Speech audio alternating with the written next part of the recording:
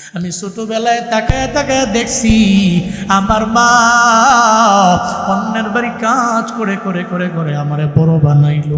আমি তাকায় দেখছি আমার বাবাই ঈদের আগের দিন বাজারের মধ্যে যখন যায়, ঈদের দিনে উনি নতুন একটা পাঞ্জাবিও পরেন নাই। কেন?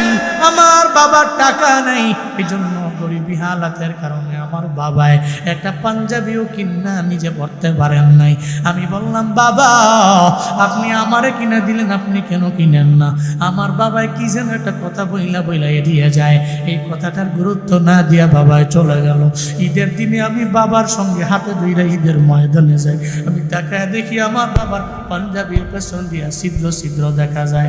আমি তাকায় দেখি টুপিটার মধ্যে ময়লার কোনো অভাব নাই। ওই ঈদের দিনে যাওয়ার পথে আমি আল্লাহর দরবারে কেঁদেছি। আমি আল্লাহকে বলেছি, ও আল্লাহ তুমি আমারে বড় হইলে আমার মা বাবারে নতুন একটা পাঞ্জাবি আর শাড়ি কিনা দেওয়ার মতো তৌফিক দিও। আমি নিয়ত করে নিছি ও দিন থেকে আমি একটু বড় হয়ে গেলে চলে যাবো প্রবাসের মধ্যে, কারণ দেশে তো হুজুর আমার কোনো দাম নাই। দেশের মধ্যে আমরা এই পরিমাণ অ্যাবিলিটি অর্জন করতে পারবো না, সামর্থ্য অনুযায়ী মা বাবারে দেখতেও পারবো না। আমাদের শেষ কিছু জমি ছিল, বিক্রি করে চলে আসলাম। আজকে মালয়েশিয়ার মধ্যে আমি থাকি, 19 বছর বয়সে আমি এখানে মায়েরও পাই না। আমি রাতের বেলা আপনার বয়ান লাগায় লাগায় আমি ঘুমায়া যাই। আমি মায়ের কথা মনে পড়লে চোখের পানি ফেলে কান্না করা ছাড়া কোনো আমার উপায় নাই। আমি 6 মাস হয়েছে প্রবাসে, আমি আমার মায়ের জন্য একটা ফোন পাঠাইছি, বড় ফোন কিনা। মাঝে মাঝে রাতের বেলা আমি মায়ের দেইখা ঘুমায় যাই, আমার কাছে মনে হয় কত দূরে জানি আমি আছি। আমার মা আমার দেইখা চোখের পানি ফেলে ফেলে কান্দি, আমি মায়ের দেখে কান্দি। মা কয়, ছেলে রে তোরে যদি আমি না পাই তাহলে তো আমার কোনো ছেলেও নাই মেয়েও নাই। বলা রে আমি তোরে না পাইলে আমি কারে দেখা সময় কাটাবো? আমি মায়েরে বলছি, মা তুমি আমার জন্য যদি হাত তুই না রবের দরবারে দোয়া করে দাও।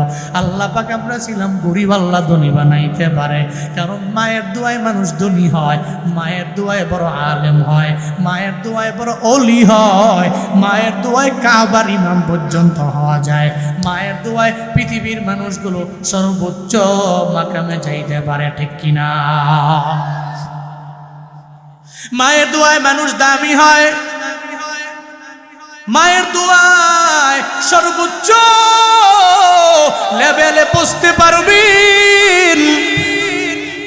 আপনি মায়ের দোয়া নিয়ে চলেন, দেখবেন আপনার ইহকাল এবং পরকাল দুই জগৎ কামিয়াব হয়ে যাবে রে বাবা।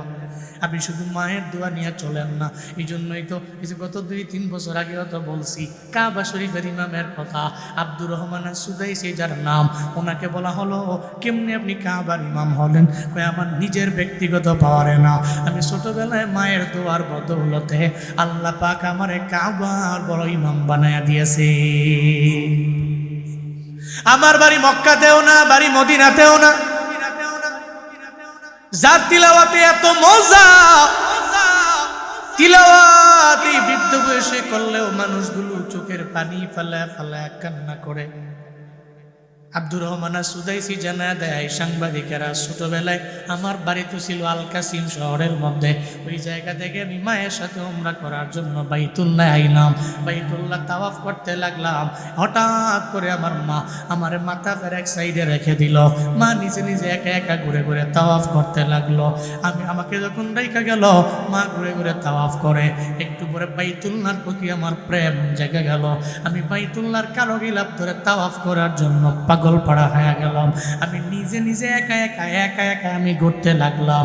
হঠাৎ করে মা আব্দুর রহমান সুদাইসির তো খুঁজে পায় না। এত লক্ষ লক্ষ মানুষের ভিড়ে যদি হারায় যায়, বাইতুল্লাহ এক গেট দিয়ে ঢুকবেন আর ওই গেট দিয়ে বের হবেন, কষ্ট হয়ে যাবে। আপনি এক গেট দিয়ে ঢুকছেন আর এক গেট দিয়ে বের হয়েছেন, গেটের তো কোনো অভাব নাই। এত বড় জায়গা, এত বড় মানুষ, এত এত এত মানুষ, ওই জায়গার মধ্যে মা পেরেশানির মধ্যে পড়ে গেলেন। আমার আব্দুর রহমান সুদাইসিনে আমি কোথায় পাবো? মা খুঁজতে খুঁজতে যায় দেখে আব্দুর রহমান সুদাই কালো গিলাপ ধরে ধরে ধরে নিজে একা একা তাওয়াফ করে। সুবহানাল্লাহ, জোরে পড়বেন না। মা তারা ধমক দিয়া দিল। মা আব্দুর রহমান সুদাইসিরে নিয়ে চলে গেলেন, আবার মাথা ফের আরেক সাইডে নিয়া মা ওই জায়গার মধ্যে তারা রাইখা মা আবার নিজে নিজে তাওয়াফ করতে লাগলেন। মা ঘুরে ঘুরে তাওয়াফ করে, একটা পর্যায়ে আবার পরীক্ষা করার জন্য ওখানে আসে না নাই, আবার গেলেন মায়, যা দেখে আবার ওই জায়গার মধ্যে পোলা যায় নাই, কই গেল, মনে হয় আগের জায়গায় গেছে। যা দেখে রে মারে সারা ছোট্ট বাচ্চাটা একা একা বাইতুল্লাহর কালো গিলাফ ধরে আর তাওয়াফ করে করে করে ঘুরে বেড়ায়। মা জানায়া দেয়, আব্দুর রহমান, তুরে আমি মাতাফের এক সাইডে রেখেছি, কেন তুই তাওয়াফ করার জন্য ব্যাকুল হয়ে গেল? একবার আমি তোরে বারণ করলাম, তুই আমার বারণ মানলি না, আর একবার বললাম মানলি না। আব্দুর রহমান সুদাইসি এবার জানায় দেয়, মা বাইতুল্লাহর কালো গিলাফ তো এমন এক আকর্ষণের জায়গা, এটা দেখলেই তো আমার ভালো লাগে, দেখলেই তো আমার ভালো লাগে। এই ময়দানের মানুষেরা আল্লাহ পাক যাদের তৌফিক দিলেন বাইতুল্লাহর মেহমান বানাইলো, আপনারাই তো বলতে পারবেন ওই কালো গিলাফ দেখার কি মজা। যেই কালো গিলাফ জীবনের প্রথমবার যেই বান্দা দেখবে, ওইটা দেখা আল্লাহর দরবারে যেই দোয়া করবে, আল্লাহ কবুল করে নিতে দেরি করবে না। আল্লাহ জীবনে একবার হলে ওই কালো গিলাফ ধইরা তাওয়াফ করার মতো তৌফিক প্রত্যেকটা মানুষকে বিধান করেন। আরো জোরে পড়ে না আমিন। আল্লাহ তৌফিক দান করেন। তা আব্দুর রহমান সুদাইসি কালো গিলাফ ধরে তাওয়াফ করে। মারে কয়, মা পৃথিবীতে কত ঘর দেখছি, কিন্তু এত সুন্দর তো দেখি নেই। সুবহানাল্লাহ পড়বেন না, এটা তো আকর্ষণের জায়গা। এবার মা খুশি হয়ে গেলেন, কালো গিলাফের মধ্যে ডান হাত দিয়া ধইরা বাম হাত দিয়া সন্তানের মাথার উপরে হাতটা রাখলেন। মা এক হাতে কালো গিলাফ আর এক হাতের মধ্যে মাথায় হাত দিয়া আল্লাহ দরবারে আবদার জানায়, ও আল্লাহ আমার সন্তানটারে আমি মাথাফের এক সাইডে রাখলাম, মাথাফের এক সাইডে রাখলাম, কিন্তু আমার পোলাটায় বারবার বারবার তাওয়াফ করার জন্য ব্যাকুল হয়ে যায়। ব্যাকুল হইয়া সে কালো গিলাফ ধরে ধরে ঘুরে ঘুরে তাওয়াফ করে। ও আল্লাহ, আমি জানি মায়ের দোয়া কবুল হয়ে যায় আমার জানা, তবে আমার বাড়ি মক্কাতেও না, মদিনাতেও না, আমি নবীর বংশেরও কেউ না। ও আল্লাহ, আমি আমার সন্তানের মাথায় হাত রাখলাম আর একটা হাত তোমার ঘরের মধ্যে রাখলাম, আমার সন্তানের কি আমি মায়ের দোয়ার বদৌলতে কাবা শরীফের একজন ইমাম বানায় দেওয়া যায় না?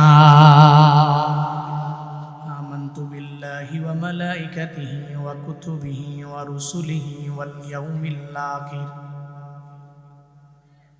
ওয়াল কদরি খাইরিহি ওয়া শাররিহি মিনাল্লাহি তাআলা والبعث بعد الموت।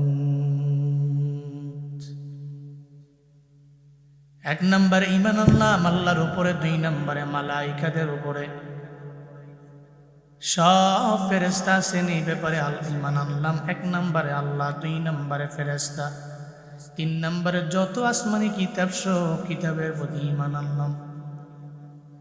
সব আম্বিয়া আল্লাহ পাক যুগে যুগে যত নবী রাসূল পাঠাইলেন, সব নবী রাসূলদের প্রতি ঈমান আনলাম। ওয়াল কদরি খাইরিহি ওয়া শাররিহি মিনাল্লাহি তাআলা, তাকদীরের ভালো মন্দের যে ব্যাপার, সব ভালো মন্দের মালিক হলেন আমার আল্লাহ। তাকদীরের মালিক আমার রব, তাকদীরের ভালো ভালো মন্দের মালিক হলেন আমার রব। আল্লাহর প্রতি ঈমান আনলাম। ওয়াল ইয়াউমিল আখির, আমার দুনিয়ার জগৎ শেষ এমন না, আমি মরার পরে আল্লাহ পাক রব্বুল আলামিন আবার আমার কবর থেকে উঠাইয়া জবাবদিহিতার কাঠগড়ায় দাঁড় করাবেন, এর প্রতিও আমি ঈমান আনলাম। কাইফা তাকফুরুনা বিল্লাহি ওয়া কুনতুম আমওয়াতা ফাআহইয়াকুম সুম্মা ইউমীতুকুম সুম্মা ইউহয়ীকুম সুম্মা ইলাইহি তুরজাউন।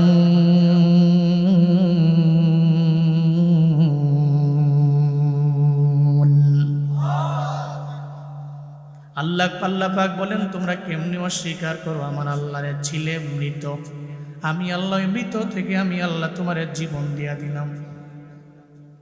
আবার তোমার জিন্দেগি শেষ হয়ে গেল 60, 65, 70 বছর। এরপরে আবার আমি আল্লাহ তোমার দরবারে মালাকুল মউত পাঠাবো। মালাকুল মউত তোমার ভিতর থেকে রূহটাকে কবজ করে নেওয়ার মাধ্যমে তোমার মউত হয়ে যাবে। ওদিন আর নাম থাকবে না জুনায়েদ আল হাবিব, নাম থাকবে লাশটারে কবরে নামো। ওদিন আমার নাম হবে লাশ।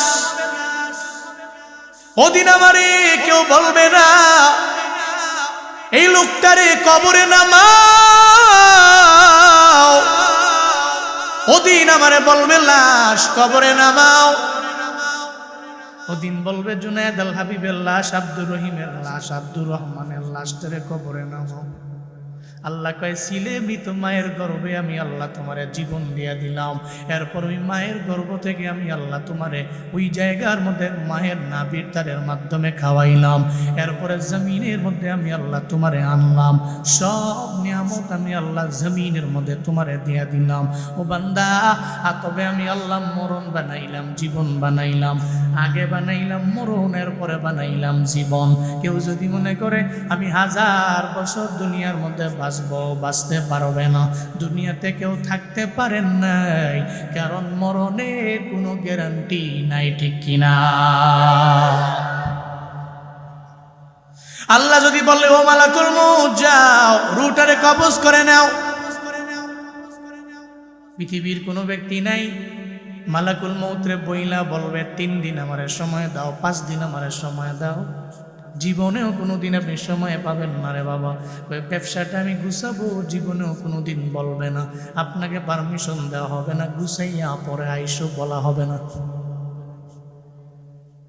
এই জন্য তো বলি আল্লাহর প্রতি ঈমান, আল্লাহ আখিরাত আমার কবর, হয় আমি জান্নাতে যাব না হয় জাহান্নামে যাব। সব বিষয়ের প্রতি আমার ঈমান আছে পরিপূর্ণ।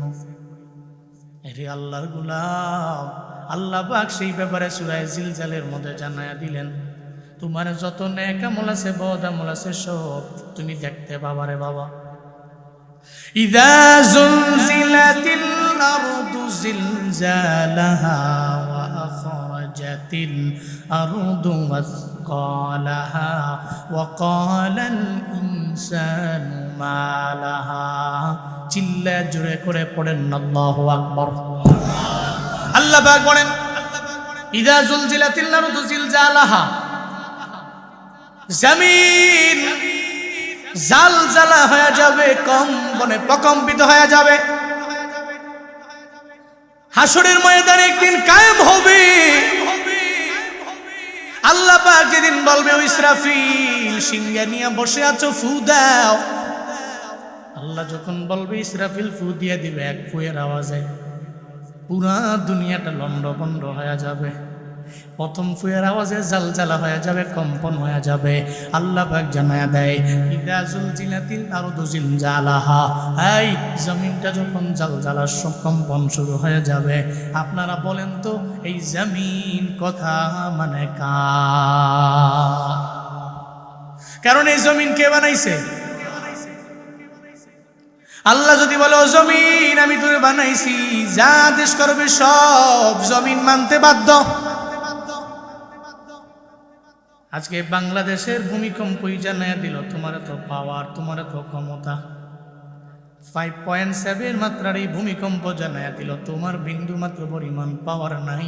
সর্বময় ক্ষমতার মালিক একজন, চিল্লায়া বলেন তার নাম।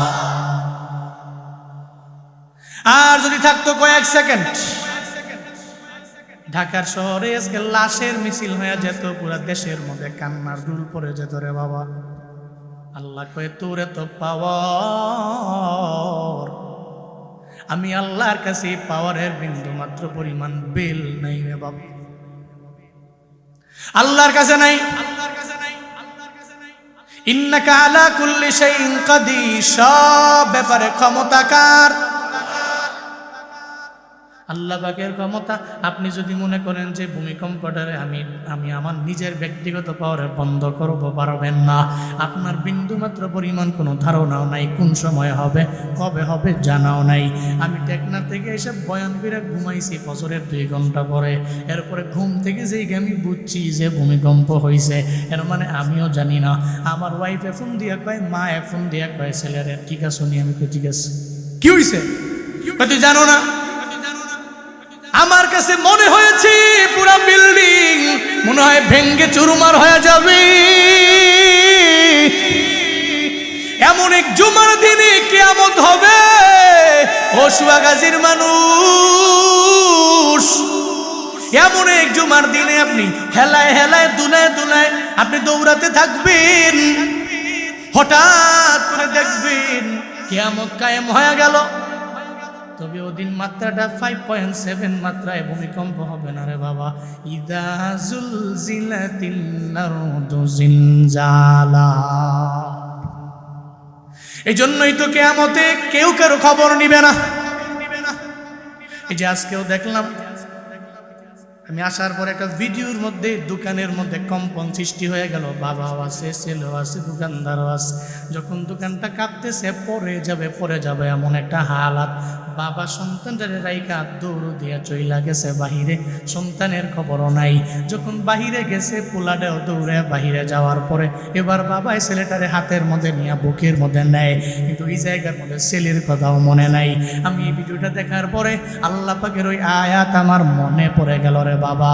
ইয়াউমা ইয়াফিরুল মারউ মিন আখি ওয়া উম্মিহি ওয়া আবিহি ওয়া সাহিবাতিহি ওয়া বানি।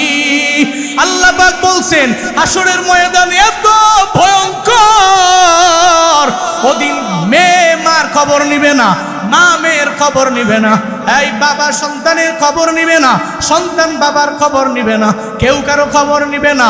ওদিন আপনি একা, ওদিন আপনি কানবেন, দৌড়াবেন, ডানে যাবেন, বামে যাবেন, আপনার ছেলের কোনো খবর নাই, আপনার মেয়ের কোনো খবর নাই। ও বাবা, কেউ কারো খবর নিতে পারবে না। আমার মনে হয়েছে দুনিয়ার আজকের 5.7 মাত্রার ভূমিকম্পই তো শিক্ষা দেওয়া গেল। একটা সন্তানের কথা ভূমিকম্পের সময় মনে নাই।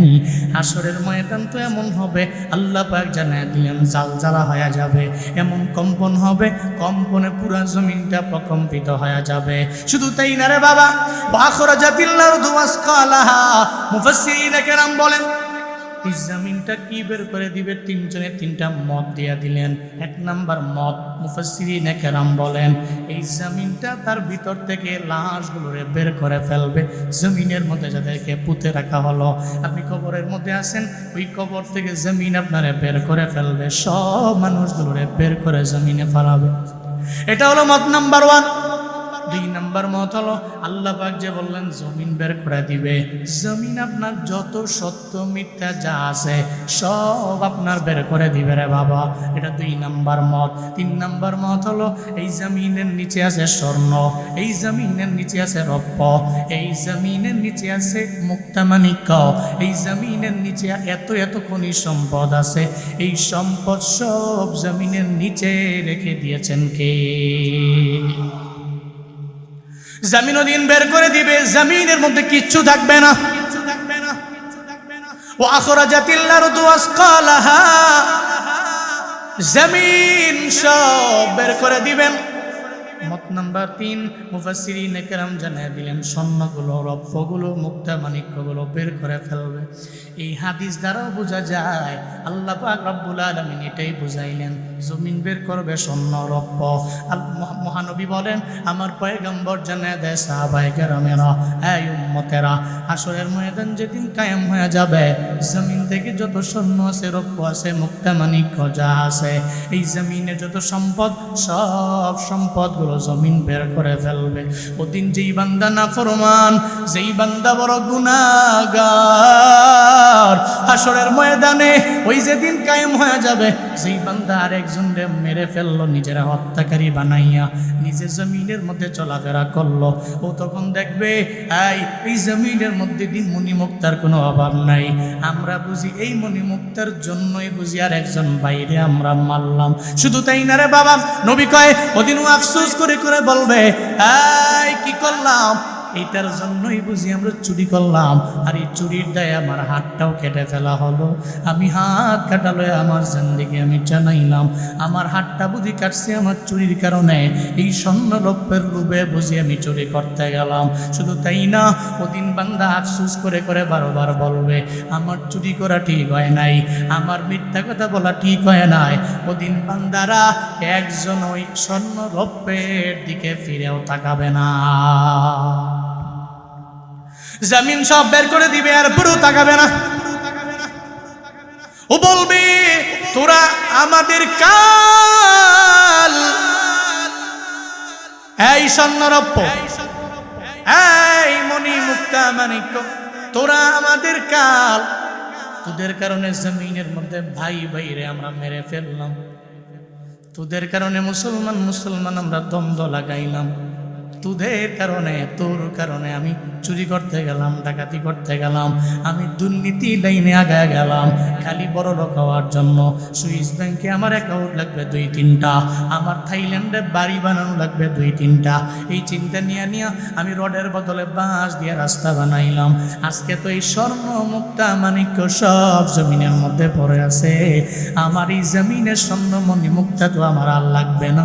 ওদিন ভ্রক্ষেপ করবে না, তাকাবেও না, বান্দা শুধু দৌড়াবে, কারণ ওদিন তো কেউ কারো খবর নিবে না, কেউ কারো খবর নিবে না। জমিন তার সমস্ত কিছু বের করবে। ওয়া আখরাজাতিল আরদ আসকালাহা ওয়া ক্বালাল ইনসানু মা লাহা, সব মানুষ বলতে থাকবে মা লাহা, জমিনের এমন কি হয়ে গেল, জমিন এমন করে কেন, সব বের করে দেয় কেন, লন্ডভন্ড কেন হয়ে গেল জমিন, এই চিন্তা নিয়ে মানুষগুলো বলবে জমিনের কি এমন হয়ে গেল, কি এমন হয়ে গেল, এরা সব দৌড়ে দৌড়ে বলতে থাকবে। মুফাসসিরিনে কেরাম বলেন, যেই বান্দা দুনিয়াতে নামাজি আমল করনেওয়ালা, যেই বান্দা আল্লাহর প্রতি ঈমান আনে, ও তো মক্তবের মধ্যেও যায় পড়ল ওয়াল ইয়াউমিল আখিরের প্রতি আমি ঈমান আনলাম, ওয়াল বাসি বাদাল মাউতের প্রতি আমি ঈমান আনলাম, মৃত্যু তো আমার শেষ না, আমার মরণের পরে আখিরাত আছে না নাই? ঈমান আসেনি? আছে। আল্লাহর দরবারে জীব জবাবদিহিতার কাঠগড়ায় আমি দাঁড়াবো, আমার এই ব্যাপারে ঈমান আছে, এই জন্য তো আমি ঈমানদার। এই জন্য কবরের জিন্দেগির পরে ইসরাফিলের ফুয়ের আওয়াজে যেদিন কিয়ামত হয়ে যাবে, কোনো মুসলমান বান্দা বলবে না জমিনের এমন কি হয়ে গেল, এরা চিন্তাও করবে না, টেনশনও করবে না, কিন্তু কুফফারদের মাথা গরম হয়ে যাবে। এরা বলবে আমরা দুনিয়াতে আল্লাহ মানি নাই, আমরা দুনিয়াতে জান্নাত মানি নাই, আমরা দুনিয়াতে জাহান্নাম মানি নাই, আমরা দুনিয়াতে আখিরাত মানি নাই, আমরা দুনিয়াতে আল্লাহ রাসূল কিছুই বিশ্বাস করলাম না, আমরা দুনিয়াতে কোনো কথাই তো উলামায়ে কেরামের মানলাম না। হায় হায় কি হয়ে গেল, হাত্তা আতানাল ইয়াকিন, যেই দিনটারে আমরা ভুইলা গেলাম, যেই দিনটার কথা আমরা ফিকিরের মধ্যে নিলাম না, আমরা চিন্তাও করলাম না, এখন তো ঠিকই হুজুরদের কথা অনুযায়ী জমিনটা তো কেমন হয়ে গেল, এই যে কম্পনে প্রকম্পিত হয়ে গেল পুরা জমিনটা, মাথা নষ্ট হয়ে যাবে। আর বলবে ওয়াকালাল ইনসানু মা লাহা, জমিন তোর কি হইল, তুই কেন এমন করো, কেন তুই এমন করো, আমি তো তোর জায়গার মধ্যে ছিলাম, তুই তো জীবনেও কোনোদিন এমন করো নাই, কেন করো রে জমিন? জাহান্নাম জান্নাত সব কিছু তো এই বান্দা বিশ্বাস করে নাই, ও চিন্তা করবে এখন তো আমার বিচার হবে, জবাবদিহিতার কাঠগড়ায় আমার দাঁড়ানো লাগবে, মানুষগুলো পাগলের মতো হয়ে যাবে। এরপরে আল্লাহ পাক রব্বুল আলামিন জানায় দেয়, ইয়াউমাইদিন তুহাদ্দিসু আখবারাহা, আল্লাহ পাক বলেন ওদিন জমিন খবর দিয়া দিবে, সংবাদ দিয়া দিবে, জমিনের কি হয়ে গেল। জমিন তো নিজের কথায় চলে না, নিজের মতো করে চলে না। জমিন কথা মানে কার? قالوا يا ويلنا من بعثنا من مرقدنا هذا ما وعد الرحمن وصدق المرسلون চিল্লা জোরে করে পড়েন আল্লাহু আকবার। আল্লাহ পাক সূরা ইয়াসিনে বললেন ওদিন অবিশ্বাসীরা এরা বলবে ইয়া ওয়াইলানা মান বাসানা মিন মারকাদিনা, আমরা তো কবরের মধ্যে শুয়ে আছি, এই শায়িত অবস্থা থেকে কে আমাদের আবার পুনরুত্থান করলো, কে আবার এই কবরের মধ্য থেকে আমাদের উঠাইল। অবিশ্বাসীরা এই কথা বলবে আর এরা বলতে থাকবে মিম্মার কদিনা হাদা মা ওয়াদার রহমান ওয়া সাদাকাল মুরসালুন। তখন জমিন নিজেই বলবে, এই যে আল্লাহ পাক জানায়া দিলেন ইয়াউমাইদিন তুহাদ্দিসু আখবারাহা, ওদিন তো জমিন নিজের জবান জমিনকে আল্লাহ পাক খুলে দিবে। আল্লাহ জমিনকে এমন পাওয়ার দিয়া দিবে, জমিন বলবে এই কাফেররা তোরা জানা নাই, দুনিয়াতে এতটুকু জানছো, যদিও জানছো কিন্তু মানো নাই, তোমাদের ব্রেইনের মধ্যে ছিল কিন্তু মানো নাই। একটা হিন্দুও জানে মুসলমানের ধর্মের মতো শান্তির ধর্ম কোনোটা নাই, একটা খ্রিস্টানও জানে ইসলাম ধর্মের মতো শান্তির ধর্ম কোনোটা নাই, একটা বেদিনও জানে আমরা ধর্মের মতো শান্তির ধর্ম দ্বিতীয় সেকেন্ড নাম্বার কেউ নাই, কিন্তু জানা আছে রে মানা নাই। মনে রাখবেন বাবা, সব জানেন মানেন না, এর মানে আপনি মানলে ওয়ালা ইমানদার না, ঠিক কিনা? ঈমান তো তিনটার পরিচয়, আল ইকরার বিল লিসান ওয়াস তাকদীক বিল জিনান ওয়াল আমালু বিল আরকান। আপনি এক নম্বরে কালেমা পড়লেন লা ইলাহা ইল্লাল্লাহ, আপনি পড়ে নিলেন, মৌখিকভাবে স্বীকৃতি দিয়ে দিলেন আপনি মুসলমান, পরিপূর্ণ হন নাই। এরপরে আপনার অন্তরের মধ্যেও লালন করলেন আল্লাহ ছাড়া কোনো ইলাহ আছে, আল্লাহ ছাড়া কোনো ইলাহ নাই, এটা আপনি অন্তর দিয়েও পরিপূর্ণ বিশ্বাস করে নিলেন না বাবা। এরপরে তিন নম্বরে আপনার এতটুকু বইলেই তো ক্ষান্ত নেই, এরপরে আমল করা লাগবে।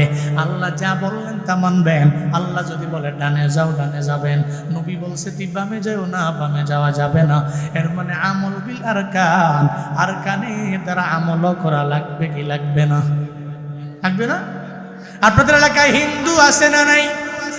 আসেনি? হিন্দু আছে, হিন্দু যেই বাজার থেকে বাজার করে, এই বাজার থেকে আপনি বাজার করেন না, করেন? হিন্দু যেই মুদি দোকানে যায় আপনি জান না? হিন্দু যান থেকে পাঞ্জাবি বানায় বা শার্ট বানায়, আপনি ওখান থেকে মনে হয় পাঞ্জাবি বানান না, বানাননি?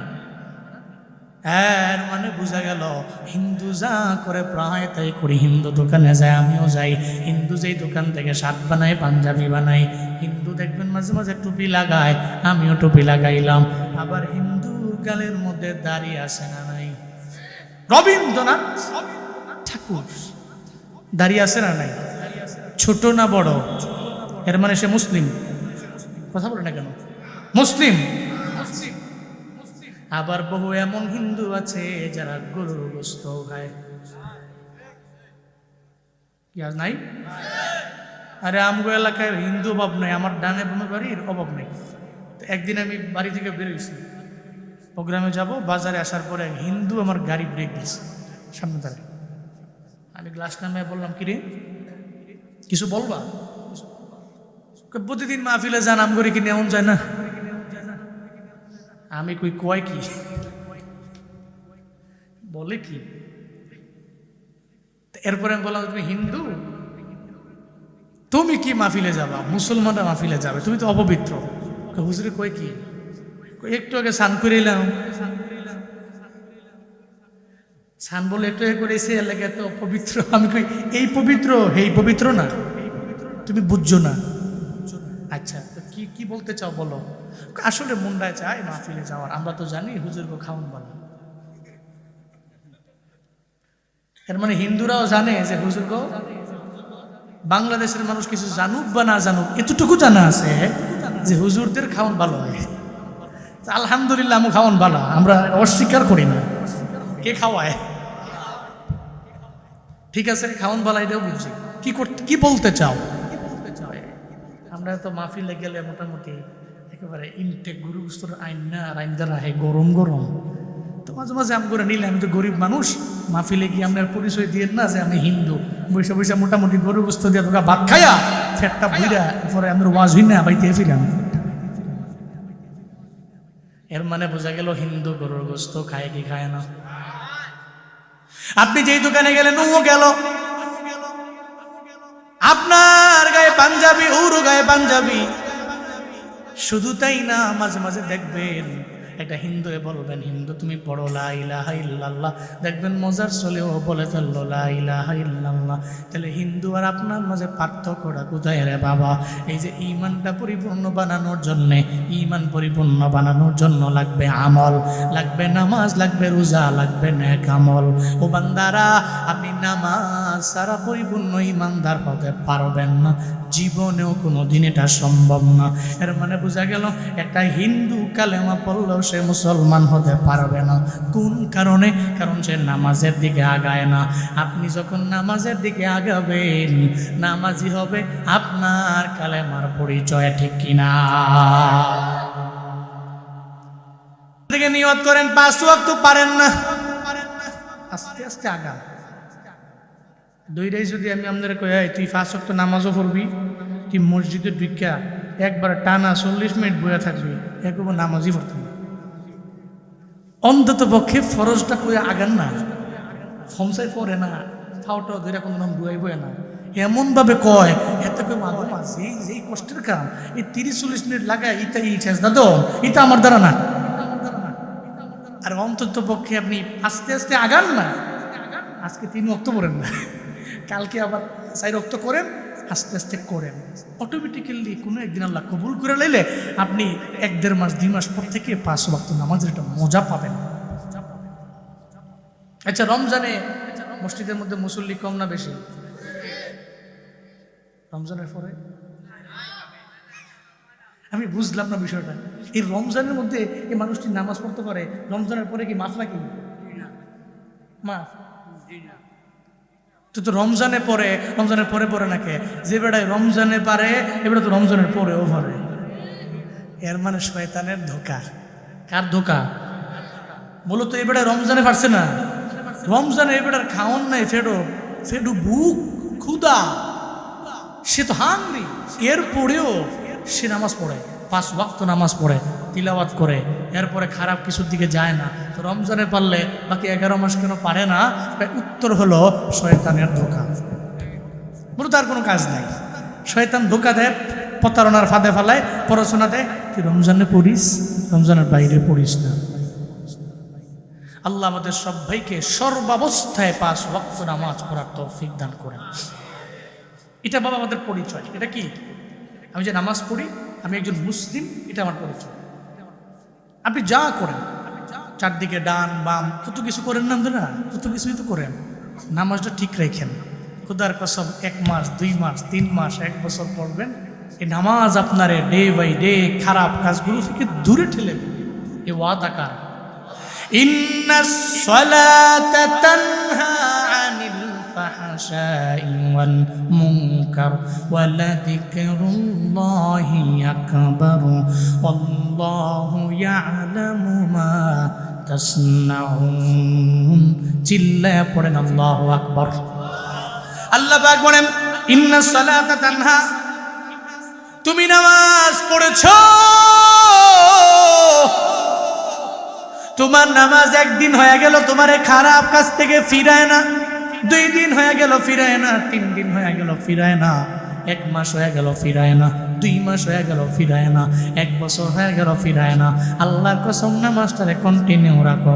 হঠাৎ করে একদিন দেখবা গুনাহের দিকে তোমার মনটা যায় না, তুমি সগীরা গুনার দিকেও যাও না, কাবিরা গুনার দিকেও যাও না। তখন নামাজ তোমারে বলবে, এই তুই আমারে পড়ো, তুই আবার এই নামাজ পড়ার পরে নিজেরে মুসল্লি বানাইয়া এরপরেও কেন তুই অন্যায় কাজের মধ্যে যাও, এরপরেও কেন হারামের দিকে দৌড়াইয়া যাও। দেখবেন নামাজটা আপনার গালিগালাজ থেকে দূরে রাখবে, মিথ্যা কথা থেকে দূরে রাখবে, অন্যায় থেকে দূরে রাখবে। এক কথায় নামাজ আপনারে সব গর্হিত কাজ থেকে দূরে রাখবে। চিন্না বলেন ঘোষণাকার। তাহলে হাসরের ময়দানে জাহান্নামীরা বলবে, এই জমিনের কি হয়ে গেল? তখন জমিন বলবে, তোর জানা নাই, হাদা মা ওয়াদার রহমান ওয়া সাদাকাল মুরসালুন। আল্লাহ পাক রব্বুল আলামিন বলেন, জমিন বলবে, এটাই তো ছিল আমার আল্লাহর প্রতিশ্রুতি যে দুনিয়ার পরে আখেরাত আছে। এই ভুইলা যেও না, আমি আল্লাহ তোমার জবাবদিহিতার কাঠগড়ায় দাঁড় করাবো না, এই বিষয়ে তুমি ভুইলা যেও না। দুনিয়ার পরে যে আখেরাত আছে, এই আখেরাতের প্রতি চিন্তা নিয়ে তুমি আগায় যাও। হাদা মা ওয়াদার রহমান, এটা হলো আমি রহমানের ওয়াদা, এটা হলো আমি রহমানের প্রতিশ্রুতি, এটাই তো আমি আল্লাহ কমিটমেন্ট করেছি। তোর দুনিয়ার পরে হলো আখেরাত।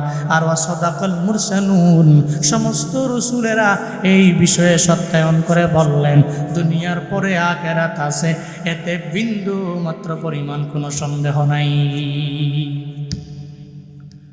জমিন জবাব দিয়ে দিবে, এজন্য আমি এমন করি কারণ আখেরাত। কিন্তু মুমিনের জীবনে কোনো চিন্তা নাই। মুমিন মনে মনে চিন্তা করবে, মুলাকাত পাবো আমি আল্লাহর, আমি জান্নাতে যাব, মুলাকাত পাবো আমি আল্লাহর, আমি জান্নাতে গেলে তো আমার ফায়দা। এটা মুমিন চিন্তা করে নিবে, এটা ঈমানওয়ালা বান্দারা চিন্তা করে নিবে। এজন্য আখিরাত দেখে ওর মন ঘাবড়াবে না, ও চোখের পানি ফালাইয়াও কানবে না। ও চিন্তা করবে, মিজানের দাড়ি পাল্লায় আমার ডান হাতের মধ্যে আমলনামা চলে আসবে। ইয়াউমাইযি ইয়াসদুরুন নাসু আশতাতান লিউরাউ আমালাহুম।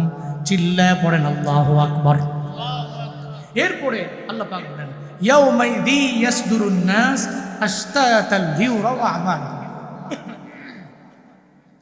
জমিন সেদিন জমিনের মধ্যে প্রত্যেকটা মানুষ, ইয়াসদুরুন নাস আশতাতা, এরা দলে দলে দলে দলে ভাগ হয়ে যাবে।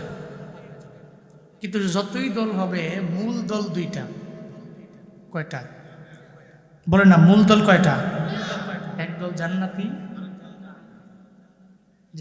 পথ কয়টা? দুইটা। মূল পথ, মূল মত দুইটা। ইন্নাল আবরারা লাফি নাঈম ওয়া ইন্নাল ফুজ্জারা লাফি জাহিম।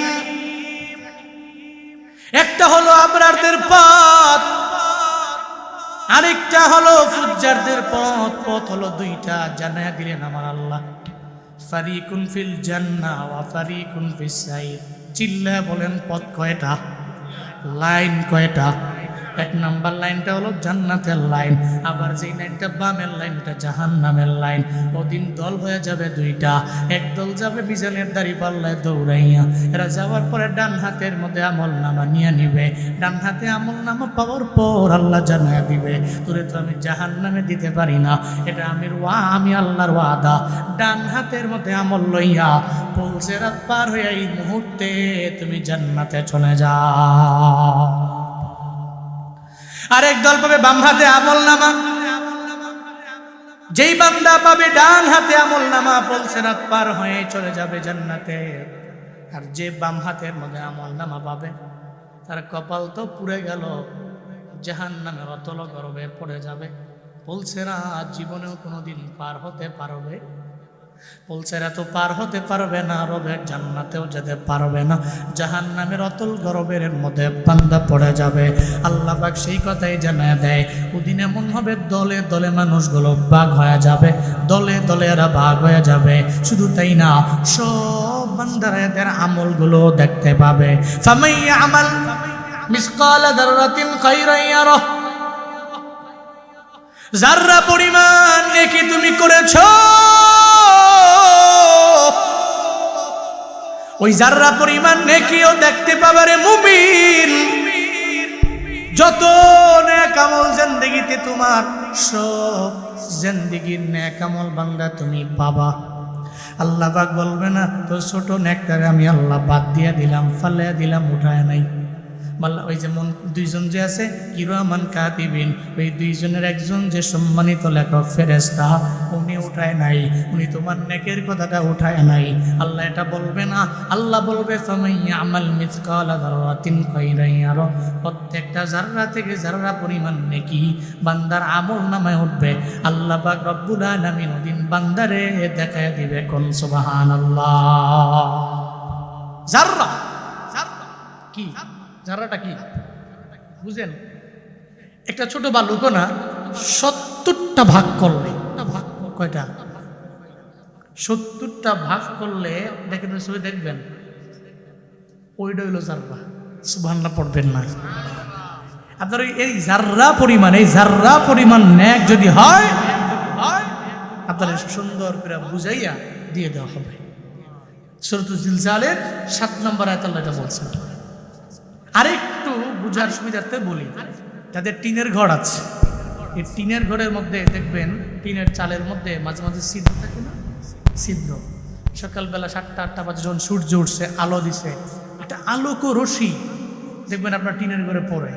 ওই আলোক রশ্মিতে দেখবেন কত বালু দেখা যায়, কিন্তু আলোক রশ্মি যখন নিভে গেছে, ধরেন সূর্যটা ডুববা বৃষ্টি হয়ে পড়ছে, অথবা সন্ধ্যার সময় সূর্য ডুবে গেছে, সূর্যাস্তের পরে আপনি সারাদিন লাগে খুঁজতে ওই বালুটা পাইবেন? কথা কেন পাইবেন? এর মানে সূর্যের আলোক রশ্মিতে যেই বালিকানা দেখলেন, এটা আপনি খালি চোখে দেখতে পান না, ওইটাই হলো জাররা। এটা কি? জাররা। এবার আসেন, এই জাররা থেকে জাররা পরিমাণ নেক আমল যদি কোনো বান্দা করে, হাসরের ময়দানে আল্লাহ তার এই নেক আমলের বদলা দিবে। শুধু তাই না, শুধু নেক আমল না, وَمَنْ يَعْمَلْ مِثْقَالَ ذَرَّةٍ شَرًّا يَرَهُ। চিন্না বলেন আল্লাহু আকবার। আল্লাহ পাক বলেন, বান্দারে তুই যত গুনাহ করেছো, যত অন্যায় করেছো, সব অন্যায় দেখতে পাবে। ওদিন এমন হবে না যে আমি আল্লাহ তোর ছোট্ট একটা গুনাহ আমি আল্লাহ মাফ করে দিলাম, তুই দেখতে পাবি সব তোর রেকর্ড আছে। দুইজন সম্মানিত লেখক ফেরেশতা লেখে ফেলে, ডান কাঁধে একজন আছে, বাম কাঁধে একজন আছে। আমার কাছে মনে হয় জুনায়েদ আল হাবিবের কাঁধে আছে, অন্য জনের কাঁধে নাই। সবার কাঁধে আছে, ডোনাল্ড ট্রাম্পের কাঁধে নাই, ও তো পাওয়ারওয়ালা আছে নাকি? সবার কাঁধে ছিল, বাংলাদেশের বড় বড় লিডারদের কাঁধের মধ্যে নাই, আসেনি? সবার কাঁধের মধ্যে আছে। ডান কাঁধের আমল নামা লেখনেওয়ালা ফেরেশতা, আবার বাম কাঁধে আমল নামা লেখনেওয়ালা ফেরেশতা। আপনি অন্যায় করলে লেখে ফেলবে, আপনি বদ আমল করলে লেখে ফেলবে। আবার ডান কাঁধের ফেরেশতা, আপনি যত নেক আমল করবেন সব নেক আমল লিখতে দেরি করবে। আল্লাহ পাক সে ব্যাপারে বললেন, হাসরের ময়দান কায়েম হবে, সব তুমি দেখতে পাবে, তোমার যত নেক আমল অথবা বদ আমল সব তুমি দেখতে পাবা। এখন এই কারণে আমরা সম্পূর্ণভাবে বুঝে নেওয়া লাগবে, হাসরের ময়দান একদিন কায়েম হবে, এতে বিন্দু মাত্র পরিমাণ কোনো সন্দেহ নাই। তাহলে বুঝবো কি করে কবে কিয়ামত হবে? এবার যাওয়া লাগবে আলামতে। একটা হলো আলামতে কুবরা, আর একটা হলো আলামতে সুগরা।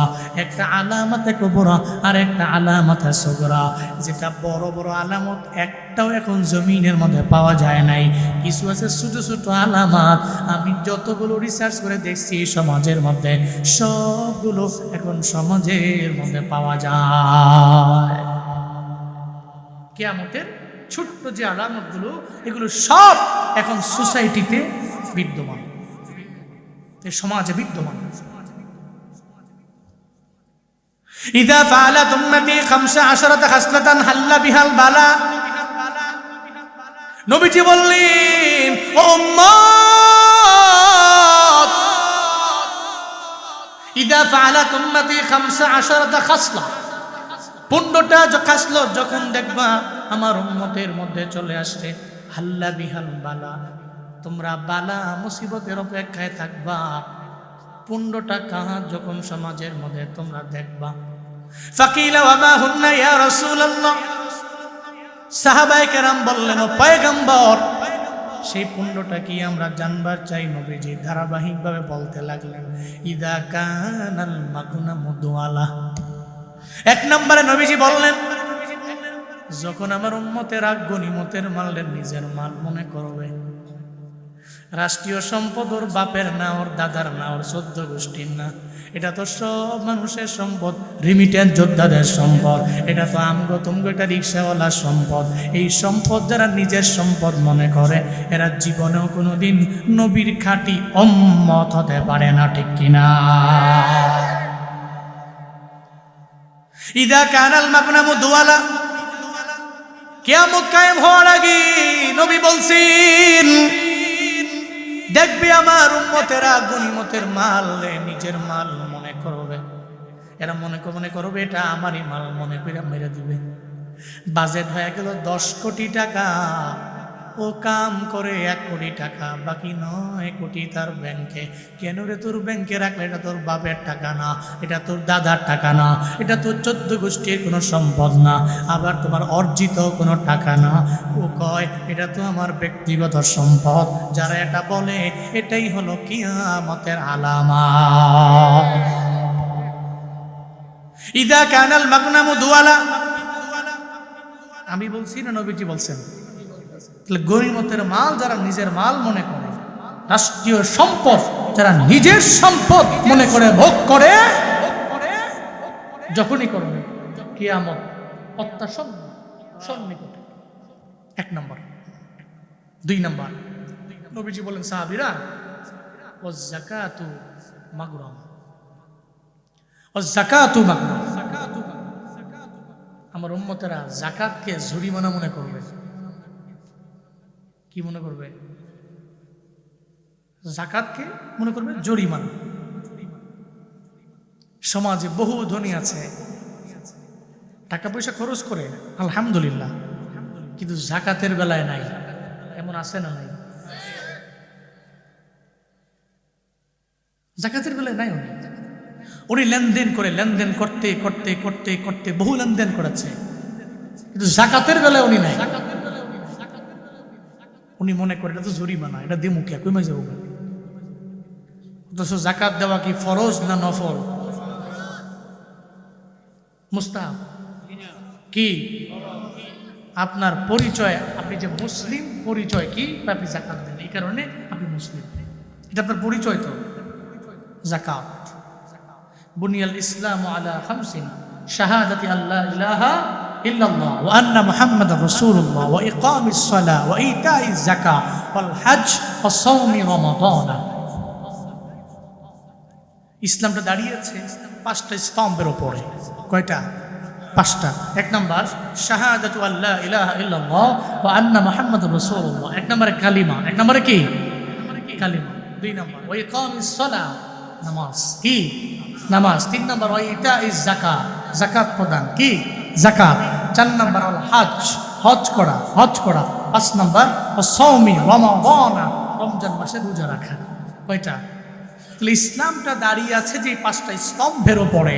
আমি যে ইসলাম ধর্মের লোক, আমি যে ইসলামের উপরে দাঁড়িয়ে আছি, তাহলে আমার এই স্তম্ভগুলো, আমার এই পিলার, আমার এই ফাউন্ডেশনের এই রুটগুলোকে ঠিক রাখা লাগবে কি লাগবে না?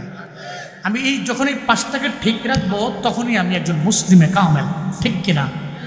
এটাই তো ইসলামের স্তম্ভ। তাহলে যাকাত প্রদান করা এটা জরিমানা নয়, এটা মুসলমানদের ঈমানের পরিচয়। মুসলমান মনে করে আমাকে সম্পদ দিয়েছেন কে? কে দিয়েছেন? আপনি তো গরিব ছিলেন, আপনাকে কে ধনী বানিয়েছেন? কে বানিয়েছেন?